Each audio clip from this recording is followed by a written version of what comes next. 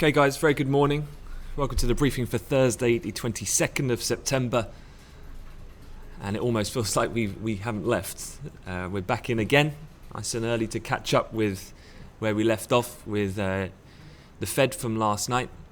In terms of the briefing this morning, we're going to follow a similar tactic to yesterday. Will and I are going to double team Janet, and we're going to cover off both fundamentally and technically of what happened last night and how the market has reacted this morning. First of all, let's just recap exactly what it was that happened. It was a very, looking at the way that the markets moved this morning, this is what I was talking about when we kind of signed off last night in regards to the fact that you kind of get Asia's interpretation, and by the morning everyone's kind of settled into what their overall view is of what the Fed has communicated the night before. Because if you remember rightly, when the release initially came out, obviously there was a lot of choppy price action, but ultimately you can see quite a clear distinctive pattern of a dovish interpretation from what's occurred from last night and what the Fed are projecting for the future. So they basically told the market, in summary, they were very close to a hike, but couldn't get comfortable enough to pull the trigger. It almost sounds like there's this, they just need to change the tape in the record player almost. We're hearing the same thing throughout the entire 2016. I remember in January and February, we were expecting 4 rate hikes, and they kept delaying it, saying, we're close, but we're not close enough. And then each meeting that rolls around, we seem to be getting the same thing. And now it's just being pushed back to December. Don't forget, there is still 1 rate hike still.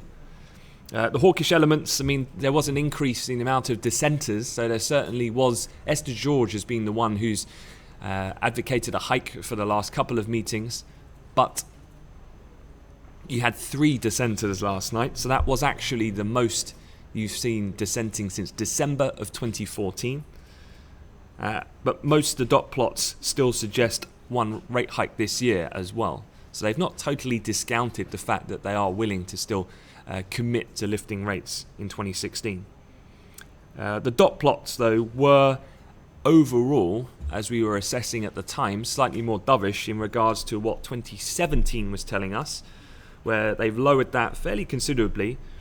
Their dots were lowered beyond this year, with 2 hikes now priced for 2017 rather than the 3 that were projected back in June in 2018, and the longer run projections were also downgraded fairly significantly as well. Looking at the assets then, let's just have a quick overview. Will's going to talk about it more technically in a short while, and then how he traded it as well. But you can see here T-notes, S&P, Eurodollar top left, gold top right. All those 4 assets are trading higher in the wake of what we've had last night. Now, technically, the S&P at 46.75 level, 44.5 if you remember rightly. That's been one of our best kind of short plays throughout the beginning of this week. And technically, that was quite a big level. That got taken out on the upside, and we saw an extension as the press conference was kind of wrapping up all the way into the close on Wall Street. But essentially, this move is suggesting then that there's further accommodation for an extended period, i.e., we've got basically 3 months until the Fed can viably look to hike interest rates again. Because don't forget, the next meeting, or the one in November in particular, they cannot really take action because of the fact that you've got the US elections at the beginning of that month. So very unlikely that they're going to be able to lift interest rates in that environment. And in fact, interest rates have never really been changed during an election year. So whether December is actually going to happen, or whether we get a repeat of what we had last night, where they just push or kick the can further down the road, is yet to be seen. But certainly a dovish interpretation thus far. A quick look at some of the key metrics, just so you guys, from a learning point of view. This Fed statement tracker from the Wall Street Journal, you definitely need to be using. It's a really good way to assess the subtle changes that they've made to certain parts of the language. In summary, the committee judged that the case for an interest or an increase in the federal funds rate has strengthened, but decided for the time being to wait for further evidence of continued progress towards its objectives. That pretty much kind of summarizes it, really. Now, one of the other key comments, near-term risks to the economic outlook, they dropped diminished, replaced it with appeared roughly balanced. And in terms of other areas, monetary policy, economic activity would expand at a moderate pace, and labour market conditions were strengthened somewhat further. So a little bit mixed in terms of hawkish and dovish elements in that, but it was really these revisions to the dot plot projections that we had. Actually, this is the previous one. Let me just quickly bring up the most recent one that we had yesterday. And it was because these, I think, caught people by surprise, because the market was expecting that if the Fed did not hike, which obviously was what occurred, that they would be mildly hawkish or moderately hawkish to telegraph December. The only thing is that they dropped this 2016 number to 0.6, so still indicating they want to lift rates this year. But the revision to 2017, 2018, you can see fairly drastic from what they were projecting in June, indicating a more shallower rate trajectory of normalization of policy. That then is a dovish scenario, and certainly what the markets weren't expecting. Almost what we got was a dovish hold rather than a moderately hawkish hold, I think, that the markets were prepping for, and hence this re-evaluation of the asset prices this morning, where everything is trading higher in the wake of what we had. The dot plots then, I mean, this kind of makes it look a little bit more simple graphically. Again, this was the March to June. I did actually have, let me just quickly change across to Twitter. I did tweet the latest one. So this is it here. Purple line is June. The green is now September. So again, this ever kind of decreasing rate in which they intend to lift rates, not just this year, but all the way out in the longer run projections going a few years down the line. The dollar, you can see the initial volatility here, 7 o'clock. That was when the announcement came out. The dollar has been fairly one-way traffic since that point in time. We are down 0.3% this morning. Euro dollar already trading up fairly nicely on the session thus far and finding a bit of initial resistance. Let me just have a look at the euro chart here so you can see. So we've already got above that high print that was printed on the 20th. So earlier this week. Going through R1 and a bit of resistance close to R2 thus far amid the ongoing dollar weakness as Europe's come in this morning. In terms of the expectations then for December, the Fed Watch tool now, remember November, a rate hike is not going to happen in November as far as the market is concerned, given the election uncertainty that's growing around that, given the very close run race now emerging between Trump and Clinton. December though, 52%, so that's now priced in. Remember, the Fed Watch tracker is slightly lower priced than what the Bloomberg number is, which is more around 60% at this point. One other chart actually to show you, which from a more broader monetary policy point of view is slightly disconcerting, is the dollar yen chart. Now, you remember me talking about, and in the strategy we wrote yesterday, the depreciating impact that monetary policy is having, because now it's almost, especially with, I guess, with the Bank of Japan, the boy who cried wolf. They keep announcing these policy tweaks like we had yesterday, and it's falling on deaf ears as far as trying to counter a strengthening Japanese yen, which, if gets too strong, has very negative impacts on the Japanese economy and their domestic stock market. What we've had then is, after that initial move that we had overnight in the Asia-Pac session on those new policy tweaks from the BOJ yesterday, not only did we reverse that in a 3-hour window, we have actually punched even lower. Even down to overnight, in last night's session in Asia, we breached 100 to the downside. Now, you'll know that 100 tends to act as a fairly psychological barrier. You can see that here depicted by the kind of summer period that we've had. This was obviously when Brexit happened. Let me just highlight this for you. That was the biggest candle and the low point of the year.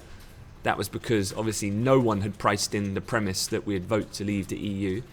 So immediate flight to quality, safe haven bid, the yen strengthened. We actually spiked lower there, but we recovered.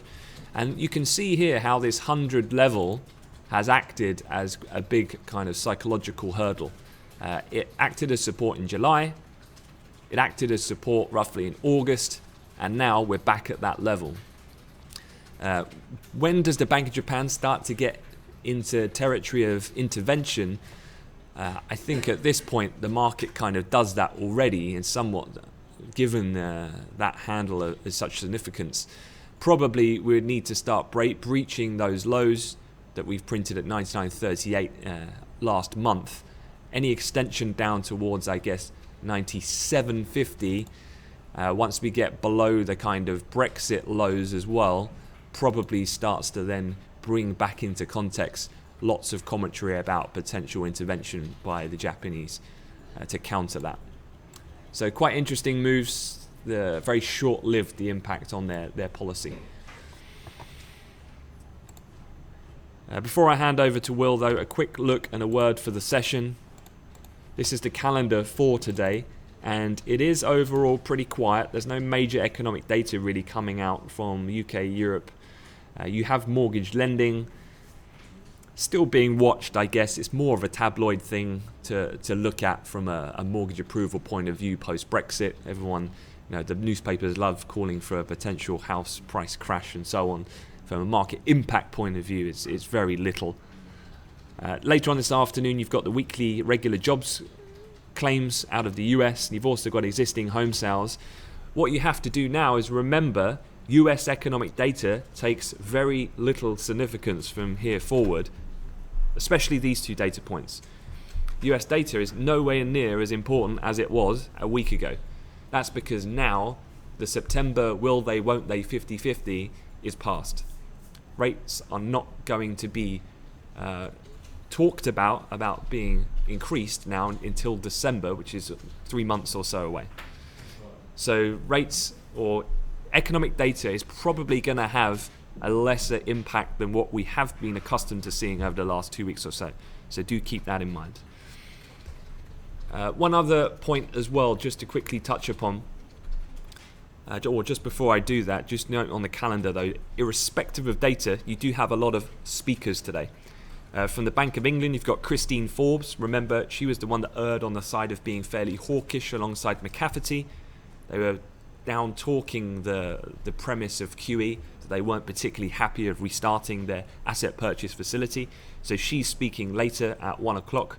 You've also got Bank of England's Mark Carney, but speaking later on this evening after European markets close. ECB's Draghi gives welcoming remarks as well at 2 o'clock this afternoon. So unlikely to comment on monetary policy, but you should always be aware when the President is talking, and particularly in the context of the Fed last night and the BOJ, particularly the BOJ with the tweaks to their QQE program. This is something which ultimately the ECB will need to go down a similar avenue. So no doubt the press will want to have him comment on that kind of situation. And then you've got a leaning hawk, Lautenschlager, speaking on a panel later in Germany at 4 p.m. this evening, or 4 p.m. this afternoon. A couple of things to be aware of. The point I was just going to make for my part, just to round off, was talking to a couple of guys who traded the event. Obviously, some of the newer guys who were trading the event for the first time with that kind of high degree of volatility, and majority got burnt because I think even though some of you may have been, or you may have found yourself through the training program of being more comfortable or being able to execute successfully over news-driven events, the one thing you need to contemplate when tackling something like the Fed, particularly when it's the Fed statement, the summary of economic projections, and the press conference of Janet Yellen, you've got a multiple variable event that you're trying to tackle, and inherently that makes it much more difficult to trade, because you're trying to execute over large price swings and bouts of volatility over very extreme short time frames. And given the amount of variables you're needing to tackle, that inherently multiplies the task at hand, rather than a more binary event, let's say a headline about Saudi Arabia, Russia are talking about a coordination at the Algiers meeting, buy oil, oil moves, done. This, you've got to, the kind of take home point here is when trading news driven events, you have to pick your battles. Things like the FOMC statement, non-farm payrolls, crude oil inventories on a weekly basis, these are multi-pronged events which have several components which make them more difficult to interpret. The one thing you can do though is live through each of these events one by one. You build it up month after month. You get more comfortable with the way the market moves and how it moves, and then as you get better and more experienced, like someone like Will, who did trade at the event last night very successfully, you can execute with more confidence and conviction. Okay guys, going to hand over to Will now. He's going to take you through a couple of charts, a few technicals that he identified at the time, and that might be pertinent for your trading as well as you go through the session today.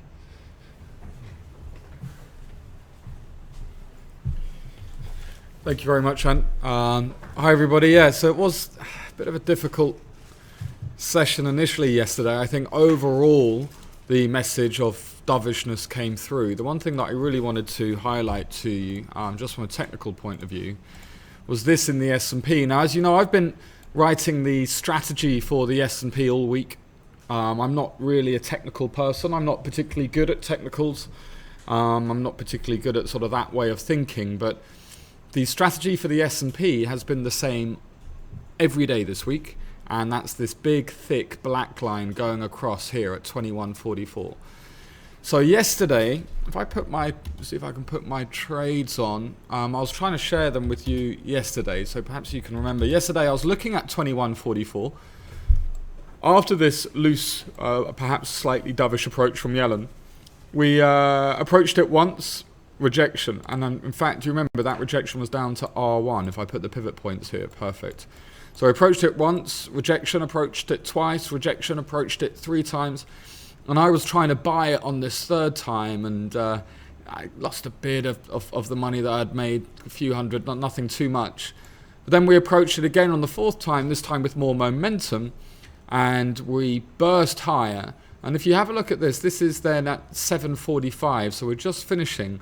Where I got involved on this trade was on this push higher here. I took 8 contracts, I think, in the DAX and took them all, took 6 of them at least on that extension higher.